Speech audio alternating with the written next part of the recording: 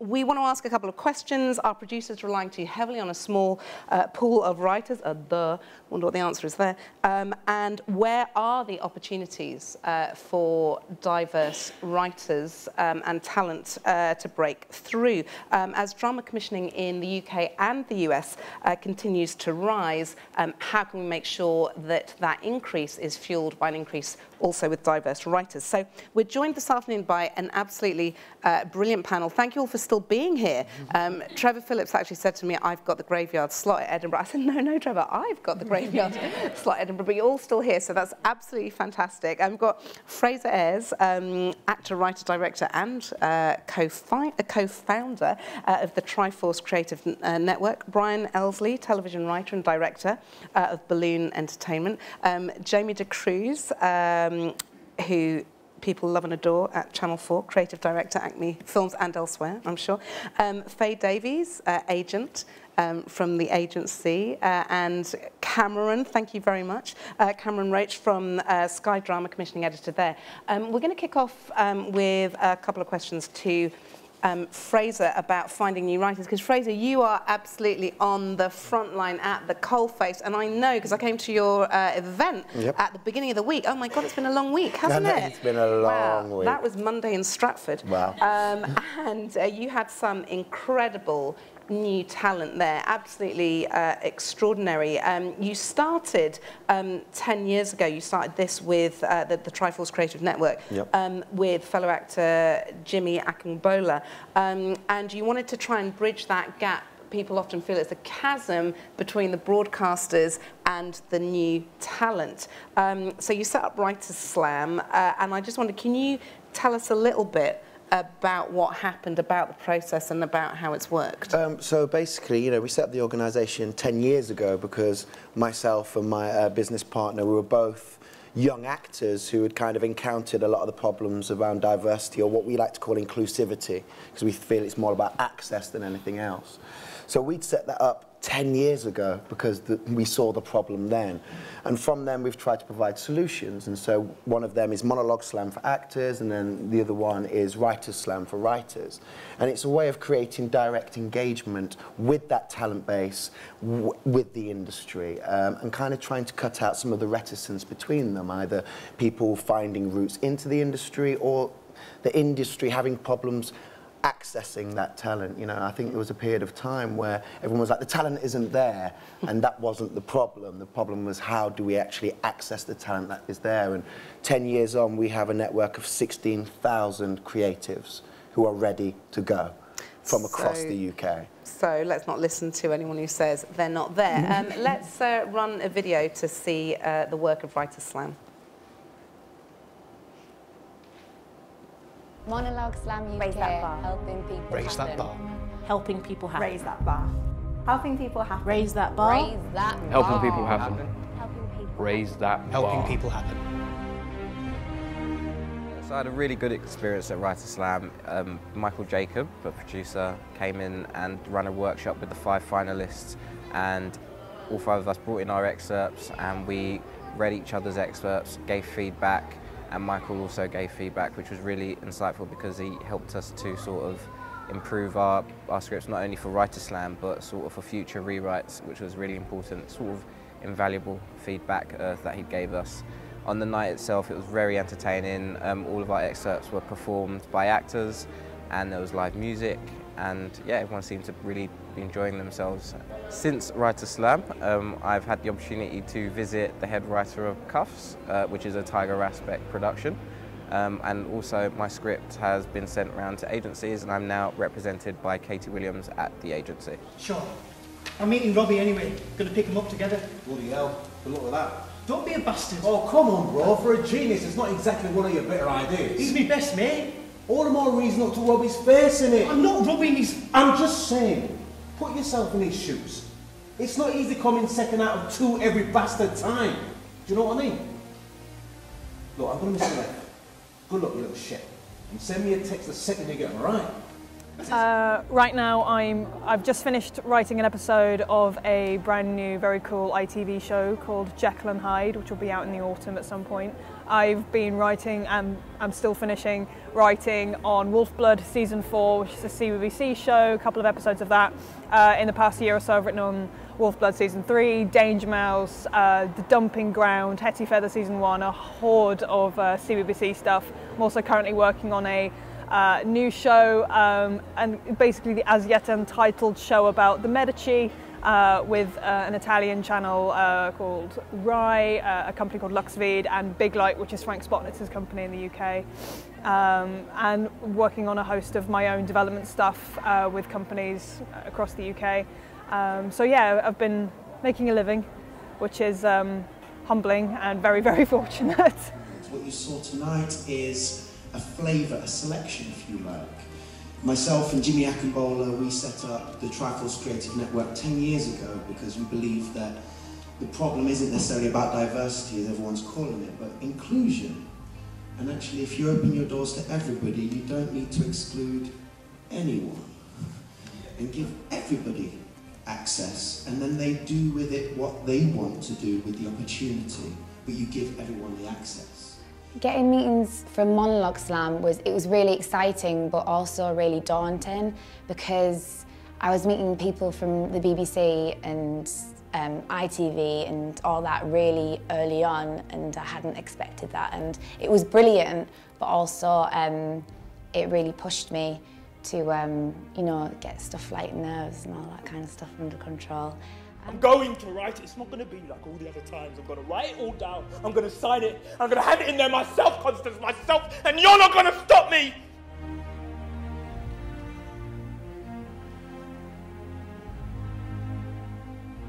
Olivia Hollis, 14 years old. She was walking down the lane that leads from the big roundabout to Elvin Farm. I took her! I pulled up beside her in the car, I opened the door and I grabbed her. Doing Monologue Slam is great because you get to be seen by agents, casting directors. Also they have like these industry ninjas, so you don't know who's in the audience, so it could be anyone.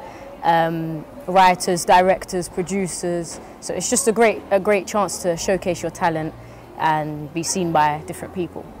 But yeah, we've got an exciting year ahead of us, and I just want to thank you all for continually supporting us.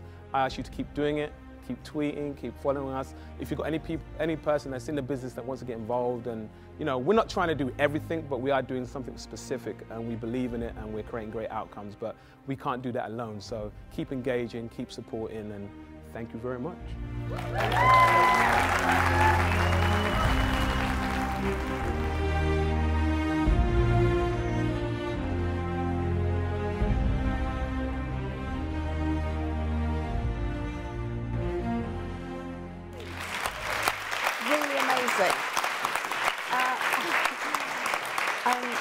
Okay, Fraser, I was going to ask you what the tangible results so far, but actually kind of we saw the answer in that video. So instead, I would like to ask you, how do you actually sustain those careers? Because, you know, it's the revolving door thing. Everyone's heard the conversation a minute ago. How do you sustain them? How do you make it last? Well, it's about identifying different people at different stages, and we feel that a big part of the problem and what leads to an awful lot of the tokenization is the lack of numbers.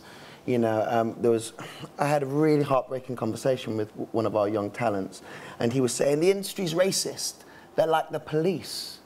And this is a young talent who said this to me. It was heartbreaking. I said, no, there's not a room of people trying to be racist or saying working class can't work. What it is there's a bag of talent. And when these decision makers reach into it, it's just the same things. So what we try and do is fill this bag with a little bit more interesting things. So when they automatically pull it out, that talent's part of that grip. So it's about numbers. So for instance, WriterSlam, we opened up the doors over 3 weeks. Just 3 weeks, we had 1,000 entries in 3 weeks. We then whittled that down to 22, of which ITV and Edivane at the BBC are now doing one-to-ones with all of those 22 people. We then whittled that down to 5 people who were the finalists for WriterSlam, and then 3 of them got real tangible outcomes. So one got a development commission with ITV, one received a shadowing scheme. Michael Wyeth, who you saw in the video, is now working with Tiger, and someone else got placed on the ongoing rota for ongoing drama. It's about tangible outcomes, and it's about realities as opposed to more training, which I think is important. But I think there's a fundamental difference between training and support of talent. And when you start working with those numbers, you start to see where people are, and you start to go, well, these people need to know about narrative and basic things. These people are further along, and actually they just need to be introduced. But unless you start to process those numbers, you can't start working through that talent. Okay, thank you so much for that. I'm going to move on to Brian now. Brian Elsley, you're a bit of a legend, aren't you? Having been the writer who created Dates and is best known for co-writing Skins. And when you were doing those 2 programmes, you went through a process, as I understand it, of really mentoring the young and diverse writers that you used. Can you tell us how that worked? Well, it worked by accident at the beginning because I didn't know anything about anything. And we had a whole load of untrained writers in the room who we'd got from anywhere we could get them. What does that mean, you got from anywhere? What, just like walking down the street, plucked them out of pubs? What, how? We put feelers out to youth theatres and to kind of various organisations, and we pretty much took anyone that turned up. And then, of course, some of them just dropped away and couldn't be bothered, and then so that we were left with a group of, you know, hardened people who were really willing to put some work in. What sort of numbers? Well, you know, maybe about 12 or 15. That's a lot.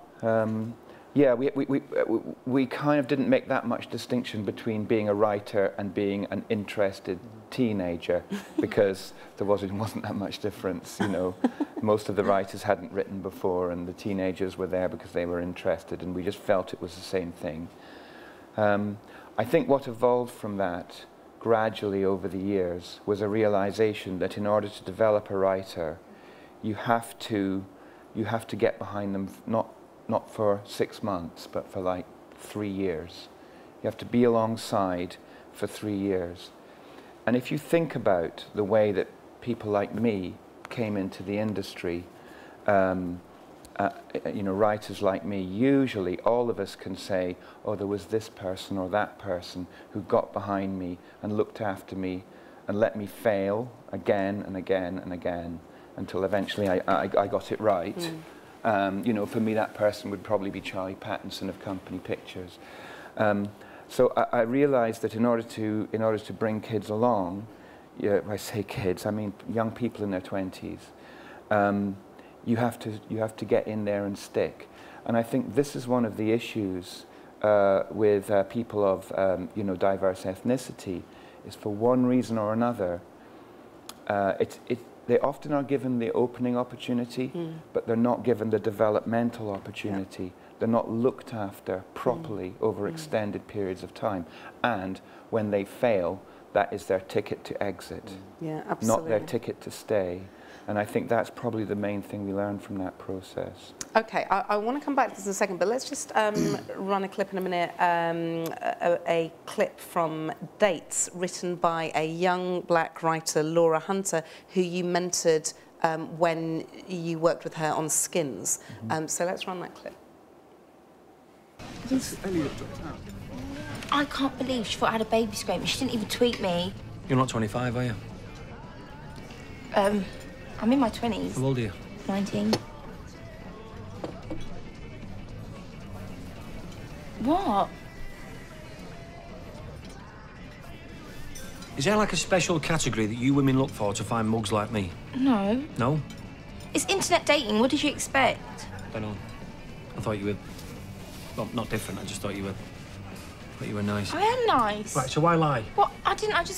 I put my profile up as a social experiment, and when I read your bio saying how you love James Bond movies and you listen to Queen, I thought, who'd be cool to hang around with?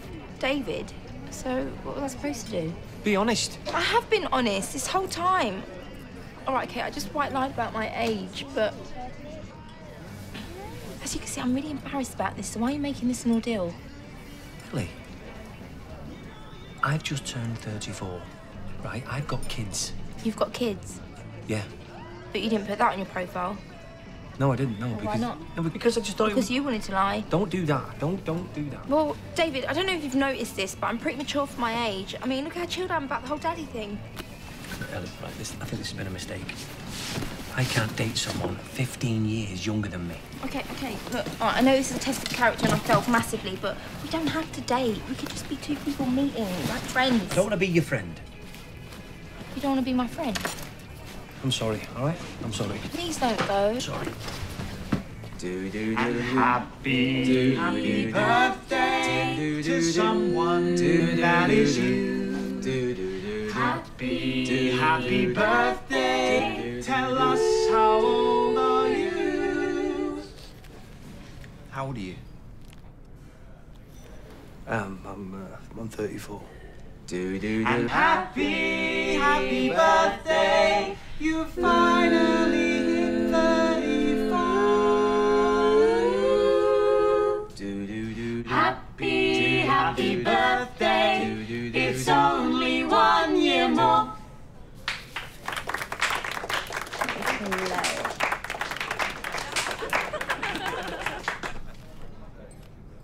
Thank you.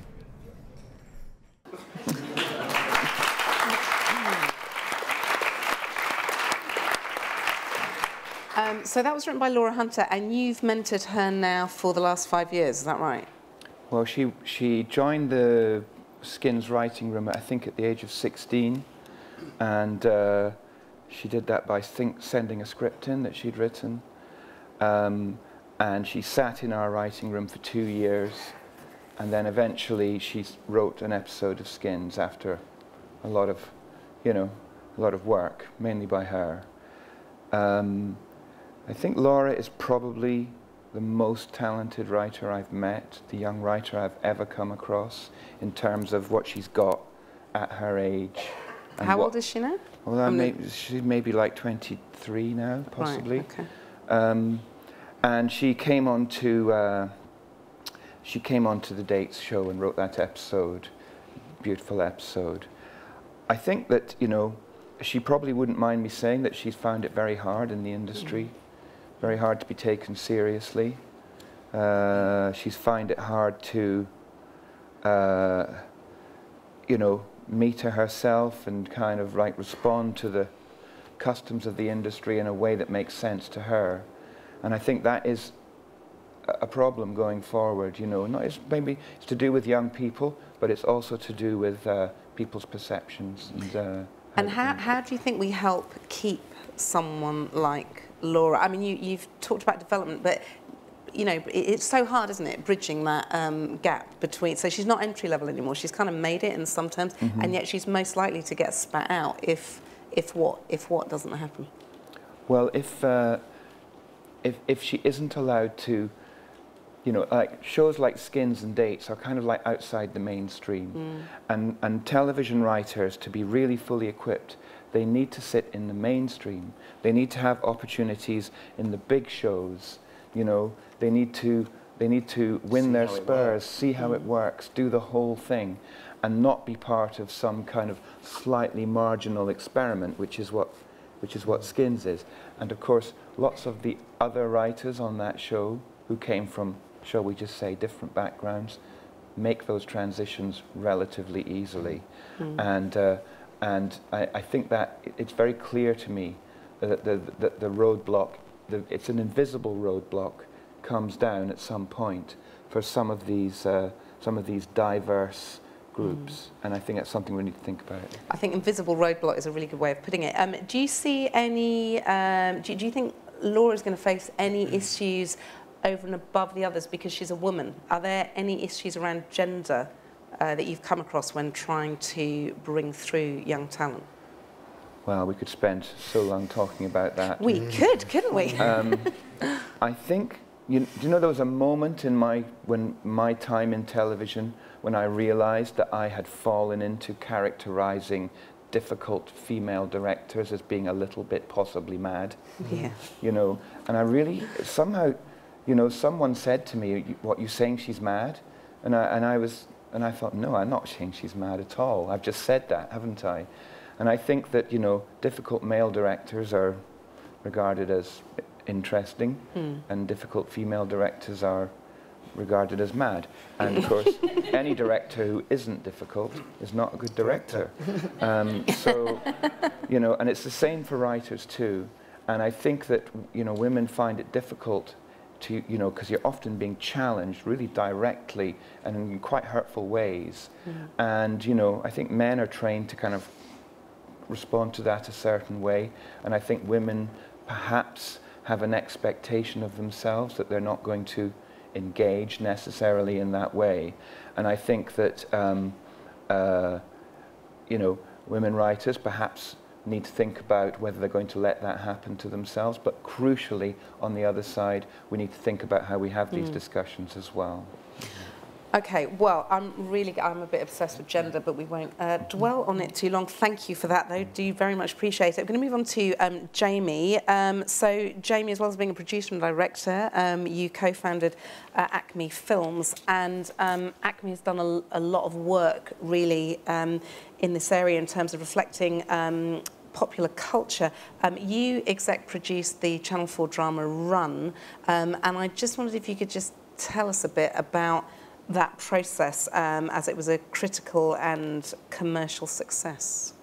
Yeah, the way Run came about was probably quite unusual because it was two writers that were brand new, and also we as a company were brand new, and we were, like, my background's documentaries, so I hadn't done any drama, so it was quite a hard pitch, you know. It wasn't kind of pitched with a kind of expectation of immediate commission or success, but it just had something about it that I think what was quite interesting was that the two young writers, Marlon and Dan, wrote scripts that were so you know, powerful and impressive that the fact they came from a place that no one had really sort of heard of before, and they weren't known for plays or radio, or they hadn't kind of already got a profile, kind of took people by surprise. So I think we sort of stood out a bit because the pitch was a bit, I guess it was a bit bold. And we were fortunate early on in getting a bit of investment in scripts from Channel 4, from the Alpha Fund, and then, you know, a bit of buy-in from commissioning. And it was a long process. It was a very long process. But I mean, ultimately, their skill as writers was, I think, pretty outstanding and kind of shone through. Okay, well, it was a long process, but luckily we've got a short clip that will tell us something about the making of Run. Marlon and I have known each other for about 17 years, give or take. We just had this overwhelming urge to write, and Run has come out of Marlon, myself, and the director of episodes 3 and 4, Jonathan Pearson, wanted to do something, you know, just for ourselves, like a drama that we could put online. We just became friends, I guess, through a love of film, really. I had a friend who I went to primary school with who was in Dan's class, and she said, "Oh, you should speak to my friend Jonathan, he loves films too." And we sort of started making short films together in our sort of teens and summer holidays and pocket money and all that kind of stuff.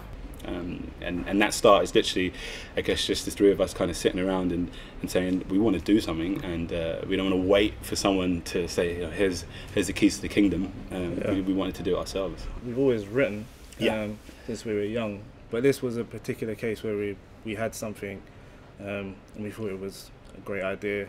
We met Adam Dolman, who's producer, and we kind of hit it off, and he's sort of similar age, and he kind of then was the sort of fourth member in that gang. So Adam, once we had the sort of brains element, Adam sort of very much helped on that front. We had a number of ideas, a number of treatments on this and that, and we were going to do a short film and this, and eventually the first ever script for Run appeared, not called Run at the time.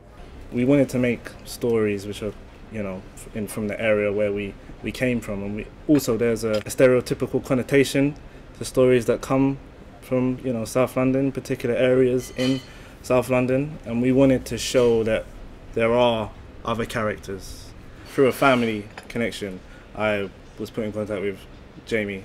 Marlon's always written scripts and always had like really interesting ideas, and so he sort of sent me things and we've talked about them. And then out of the blue, Marlon just sent me this kind of concept for Run and said that he wanted to come in and talk to me. And they came in with this kind of very sort of crazy concept about short dramas made for the internet. And it kind of grew and grew, and we ended up shooting a whole sort of half-hour pilot. We self-financed it, so all 4 of us contributed, put our own money into it. We did all the locations ourselves. Dan and Marlon did all the script supervision, all the continuity. I mean, the catering was wives, girlfriends, mums, dads, and we just didn't have a huge number of pairs of hands to help us do it, so it was pretty full on.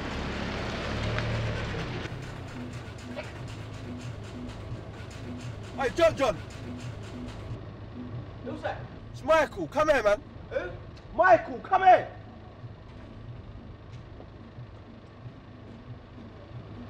Get in!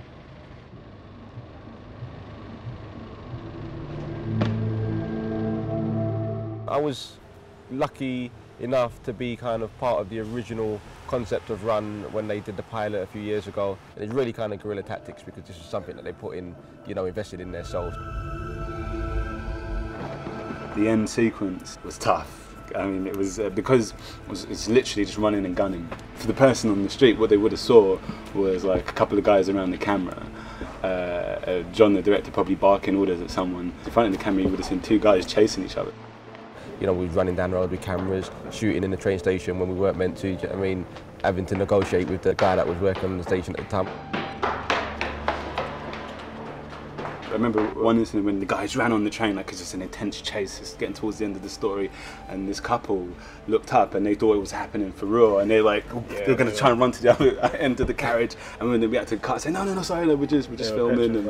And once we shot the kind of pilot with Adam and had like Jamie's input, you know, he really helped push it to what it is now, which is like a 4-part Channel 4 drama. So yeah, it's had a very, very unconventional start.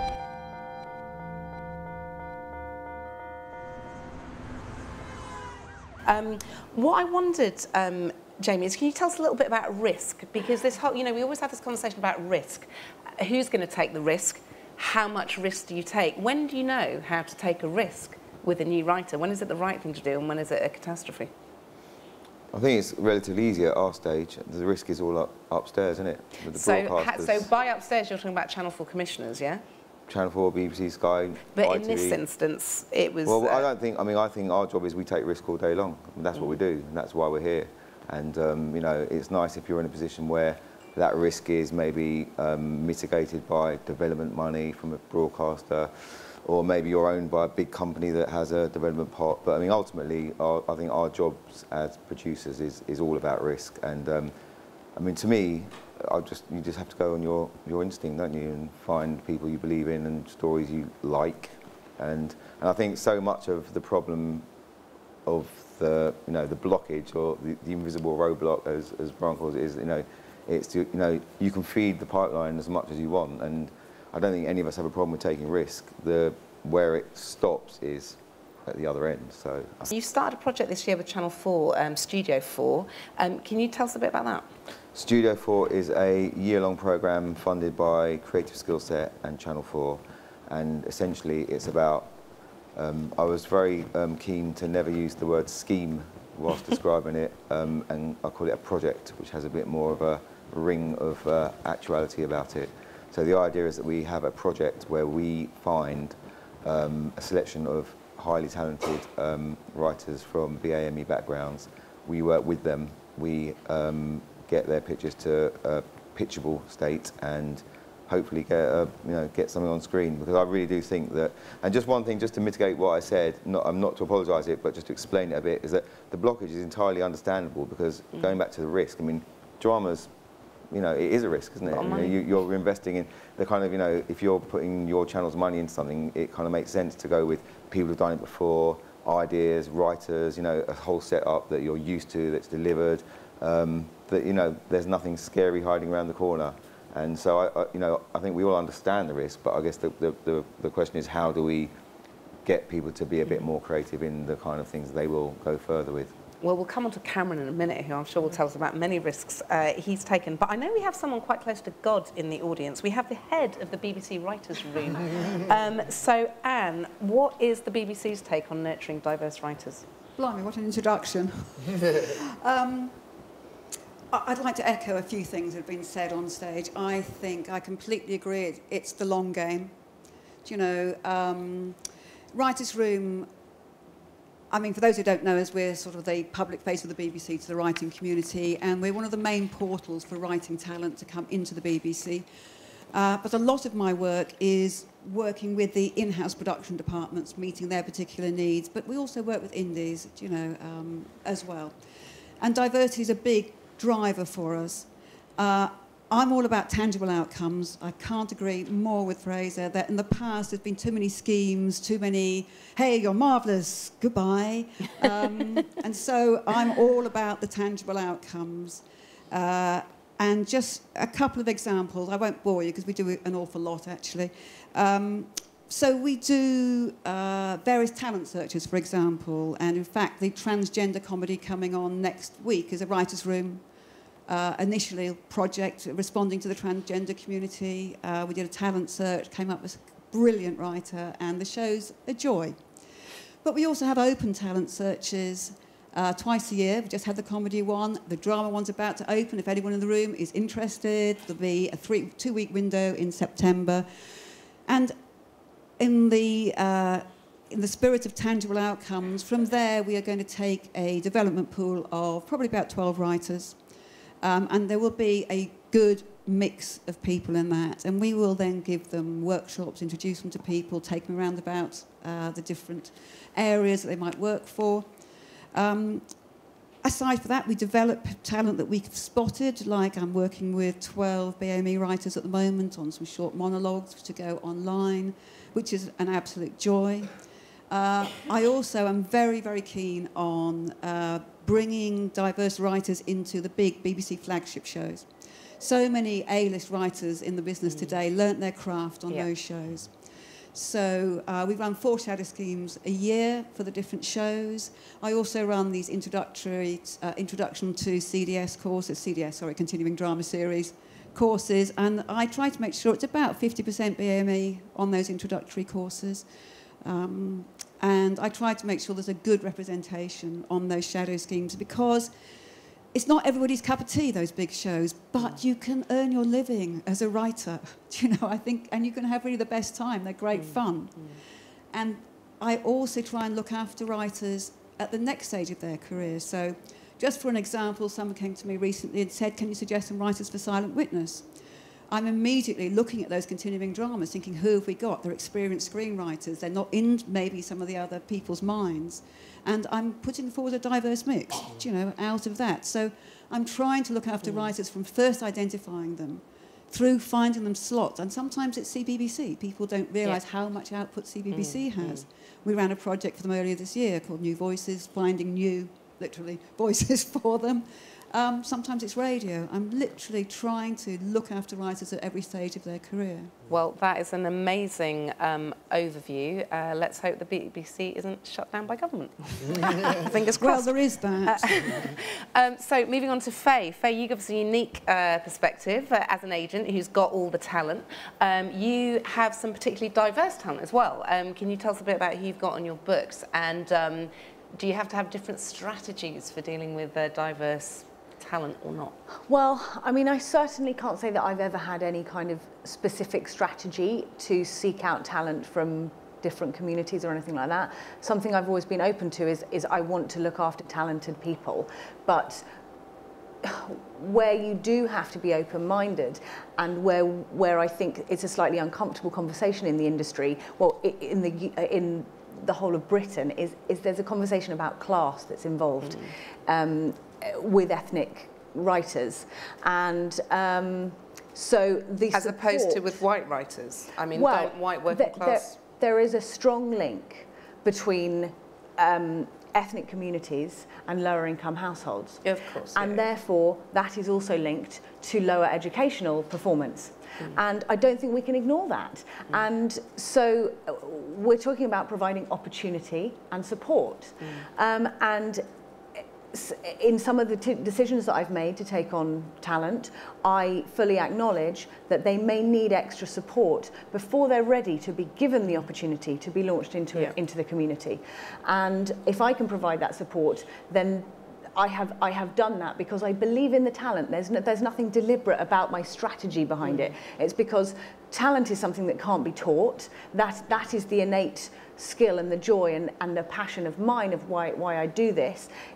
What can then be taught is learning how to write a script, working with Brian, you know, being mentored. It's a learned skill.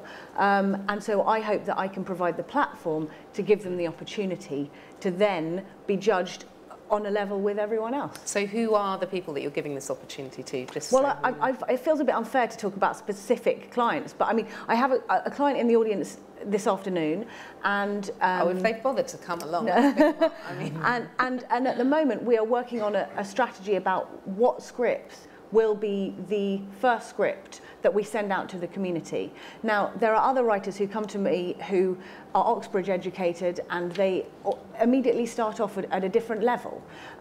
Now, she and I are working closely in what that script will be. I'm giving her drafts, I'm giving her notes, and she's working incredibly hard, and that will take longer. And so there is a different process to that.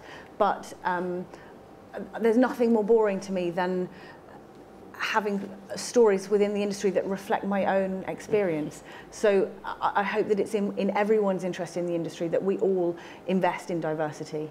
Well, what other things could people in the industry, people who hold positions of authority like you, do to help more diverse talent come through? Or where do you think those, from your point of view, where are the invisible roadblocks? Yeah, well, I mean, I think a stumbling block of recent times is the lack of funding that's going into theatre. Yeah. You know, that's been unavoidable, and that's been a place that over the years I have found great talent coming through, and that's a great shame. You know, it's not that the theatres don't want to commission people, they just don't have the money at the moment, and building the continuity with those writers, continuing commissions, is something that I don't really see much of anymore in theatres, and that's sad because that has been a way to nurture the talent over the time. You know, something like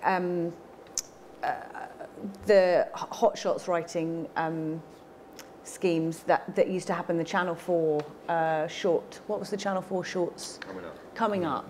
You know, that was a place where there were, I think it was 8 shorts that we used to do, and now that's 1 feature as well. So there are changes in schemes that mean that there are fewer opportunities, but I fully support the idea that we do have to look at strategies by which people could officially come on and potentially mentor or mentee, and I think possibly we look at quotas of long-running series or serials having to provide a certain amount of BAME writers being on those shows, because that is then again a way of nurturing that talent and keeping them on screen. Great, and certainly if anyone wants a Channel 4 commission, if they tick that box, they're further along the route to the person sitting at the head of the top table here. Cameron, you work closely with Anne Mensah, head of drama, and I just wondered, what do you think we should do more of to get more diverse writing talent through? I think what's been touched on, but we should talk a lot more about, is team writing and returning series and series coming through, because I think there's been a recent vogue, I say recent, within the last 5 years there's been an industry trend, particularly in the UK, towards the authored voice. The authored voice means that we get increasingly small focus on an increasingly small pool of talent. It means that you don't have a diversity of voices growing up within the industry, witnessing rooms, witnessing showrunners like Brian and learning from that, because I think Brian's right when we have to say that these careers are not short-term, they are long-term. They're 3 years plus, do you know what I mean? It is a career ladder. And I thought what was interesting in the previous session, and Kat Jones kind of made this point, is that if you look at law, or if you look at medicine, or if you look at kind of the sectors that Trevor's referenced, the retail sectors, there's a clear ladder, there's a clear progression. You know the stage you go through. Our industry, and I think the agent community, can be very flighty. Someone's hot property. I bet because of you referencing Laura today, a million of commissioners will now be going, oh, I must have a meeting with Laura. Or, I hope so. But it's like, and I think that what that does is that people aren't focusing on long-term relationships. Yeah. So when the BBC talk about the kind of schemes, the projects of nurturing talent, I hope that those script editors and producers on Casualty that are introduced to that talent will still be working with those writers in 10, 15 years' time. And I think that because we've had this push towards the authored series, people aren't learning on other people's shows and being given the opportunity to work on the 9 o'clock dramas. I also think because there's been a kind of squeeze on, the bill doesn't exist anymore, we're circling a smaller pool of people on the soaps and Corrie and EastEnders and Casualty and Holby, and so where are those opportunities? But as Brian says, your first script you'll probably fail on. Who are those script editors and producers that are going to support you through 3 scripts to get it right?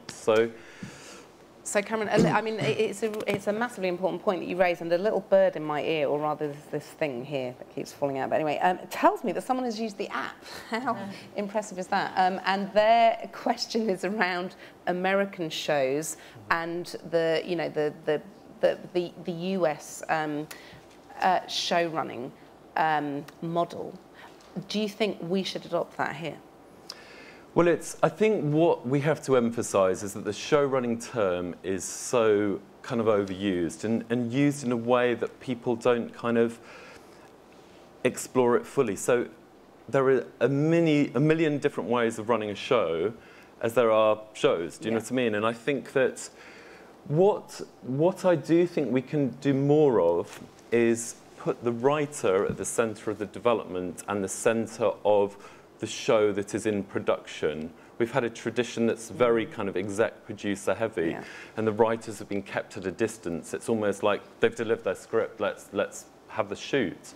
And I think that what I'd love to see more of is once your script is delivered and being shot, with the right producer, the right director, you're encouraged to sit on set. You're encouraged to see, oh shit, it's raining today. We have to find a different location quickly. We have to do a quick rewrite. What does that mean? What does that entail? And I think the more production savvy writers become, and I think the experience of you with having shot that pilot by themselves, that they were adept at kind of understanding the challenges the production teams face. And I think too often we've separated writer and production, and I think we should be merging them more, and I think that should be encouraged more. So it's not necessarily about show running, it's about it being a kind of continuous process rather than writing, production. And you were also talking about how writers would learn from other writers. Do you do that formally at Sky, you know, with the experienced writer working with the less experienced writer? What actual examples can you give us of that? I mean, I have to be honest. I mean, Stuart's commitments, which were celebrated in the last session, are challenging for indies. They are really challenging because making an hour of drama is really difficult. To make an exceptional hour of drama is not impossible. Do you know what I mean? And so you do want writers who are at the top of the game. Of course you do. And I think that we are working with diverse talent coming through. And I'm encouraged by the writers coming through. But the one thing that I've just done on a show that is in production is that we've commissioned, it's an 8-episode run, we've commissioned a 9th script, which, should the series go to a 2nd series, there will be a script ready. But it's a way of taking the pressure off having to get that script ready for production, because we all know what happens. As soon as the pressure of production hits, there's kind of this panic. Quite often writers are kind of taken off, and there's not that time to kind of work through the drafting properly. And I think you do need a good 3 months to get scripts right. And so the hope is that on other shows we might do that as well, is like commission kind of ghost scripts, but if they learn with those existing writing teams, but they don't have that pressure that's required. And then if it does go to subsequent series, you've got evidence that this person can deliver for that show. And I think I would encourage that across the industry. And what about your table reads? Are they delivering? Yeah, I mean, results? The table reads were inspired, just for those that don't know about it.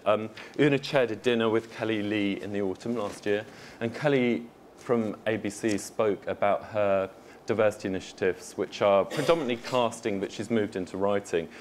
And I thought it was really interesting because I think we've seen a lot of the spotlight on the commissioner, certainly in the last session, but I think what I'd emphasise is that all of the commissioning teams, all of the broadcasters are very small teams. So if you count up the number of commissioning editors within the UK, you're talking like 20 people. It's not a huge... So those people can't possibly form relationships, read, view all this kind of material. So our kind of idea, like you talk about a tree, I'm then saying to kind of indies, I'm setting you the challenge to introduce me and the Sky Drama team to diverse writing talent. The indies will then hopefully go to the agent community and say, can you supply? So we are using the industry structures that exist and not doing some kind of side scheme that's outside it. We're supporting and encouraging in existing structures. And then also what I was aware of is for those people who have never observed a table read, they can be quite intimidating environments. So every month, the last Friday of every month, we have a very open doors policy. Anyone can attend, and we don't host it. Sky fund it, but an indie will host it and introduce a writer that they feel should have their voice heard. The aim is that the acting talent is diverse too. Fraser's had a script read, which was very, very successful read, and it just means that we are then introduced to acting talent that we might not have come across, and casting directors have attended, agents have attended, directors, producers, and it's also providing every month a kind of informal discussion, and I've been really encouraged by that it feels more egalitarian. And also it's not like we're just doing this now, we're doing it for years to come, and it's back to that whole thing of this is a long-term, we're in this for the long term. It's not just like, right, what are we doing in 2015? It's kind of, we're in this for the long haul. We're building relationships for the next kind of 10, 20 years. Fantastic. So that's the long game. We've got 5 minutes left. I am actually going to ask you one question, which I want you to give me a 30-second answer. 20 seconds for me to finish this question, and then 5 minutes for the audience. I hope you've got either solutions or comments. Solutions more than comments, but I'll take either. Do you think you take enough risks? No. Very honest answer. We like that. We like you. Well done. I think you should have a round of applause, really. I mean, okay, I've got a couple of questions, but that I will come to. But does anyone here want to start off? Has anyone got a comment or a solution? And I've got a microphone. Great, right over there from Triforce. Fantastic. I understand the need to mitigate the risk. You know, especially when you're talking about 9 PM dramas, there's a lot of money involved and everybody wants to get the ratings. Is there a way that we can help writers come through and help to mitigate the risk of using new writers? So we're talking about ghost scripts, but also being more open to more experienced writers working alongside. And there's an industry stigma around written by and on the credits, and I think we need to kind of try and get past that and be okay with series being written by more than one person. What would you say? I think that's interesting, and I think that it's interesting to hear your perspective on this. What interests me is to be overwritten at the latter stages of production is seen, particularly in the UK, as quite a kind of dirty word, whereas it happens all the time in the US. And I think that what's your perspective on if you've got a client, they've gone through the process, but it's 2 weeks away from the shoot, and the producer calls you and says, right, the lead writer's going to do... Yeah. How do you tackle most clients at a more entry-level stage would be delighted that they can get their work onto screen. And And as long as the process is handled sensitively, then I'm sure it would be okay. I think it's about how things are handled. I think it's also about going into the process knowing that that might be a possibility at the end of it. If it happens at the end of it and you've never even been told that there is another writer waiting in the wings, then that's quite upsetting and it can be quite damaging. So I think it's all about how it's packaged, how it's processed. I think also it's about the lead writers or the writers of more experience. Do they want to do that? Do they want to provide those roles? Now, Brian does that brilliantly, but I don't know many other writers in the industry other than Jimmy McGovern who want to do that. So I think it's also looking to the top of the industry saying, can you help out? Do you want to do this? You know, are you willing to work with younger writers in order to keep the industry moving? So it's coming from both ends, I think. Okay, 2 minutes left. I will go to the questions coming through in my ear. If I haven't got a question on the floor, we'll take that question there. And as the microphone is going there, do we think there's an overemphasis on new talent? Do we need to do more to support writers who are already there in the game? And female talent, what really is, if you just look at kind of recent commissions and work out the statistics and look at what's coming through. And I'm surprised that even pitches from leading indies, it's surprising the lack of the female voice. And lack of the female voice. And what about writers with disabilities as well? But this is again kind of what we're talking about. I think the difference between training and support, different talent from we're all across the country, and the thing that the guy in Peckham needs is very different to what the female in Birmingham needs. It's about finding what they actually need, to be honest. And I think one of the fundamental problems is the difference between the receptivity and the reality. And actually, when we're talking about solutions, one of the problems isn't, I don't think anybody wants just the BBC to be filled with black people, Asian people, filling your gap there. It's not about that. What it's about is increasing that diversity of experience that these commissioners have. Because what we find is that you can present them with a whole bunch of scripts, and if it's not their world that they genuinely recognise, it's rubbish. It's like, no, it's not rubbish, it's just something you don't recognise. And what the last session really highlighted, which I think is a really important thing, is the commercial imperative behind this, to speak to that audience who want those stories to be told. Right, now, I've just been told we can't take another question, but I feel really bad because I think the microphone went to you. Can you say the question? We might not be able to take the comments on it, OK? It was more to do with the fact of when you're looking at shows, questioning whether a character needs to be white, whether they need to be middle class. You know, I'm quite tired of seeing black people as gangsters, South Asians as immigrants, Chinese people as takeaway shop workers or DVD sellers. Well, I'm really sorry that I'm not going to give them a chance to respond to it. It's a massively important point. There's one thing else. Women characters that aren't getting beaten or murdered in order to Can I mention something that is being published in about 6 to 8 weeks? And for the first time, Channel 4 has commissioned research to see across the channels how much stereotyping goes on of women like that, the way they're spoken to, dismissed or beaten up or objectified, etc., and ethnic minorities. And we want to do it in terms of disability and class as well. So there's a lot of work going on there. I actually, talking of a working mother, have left my 2 children unaccompanied, my young children, unaccompanied, out, not in this building, in Edinburgh. So I really need to bring this to an end. It's been an absolute pleasure. Thank you so much, everyone. Round of applause. Thank you, Creative Skillset.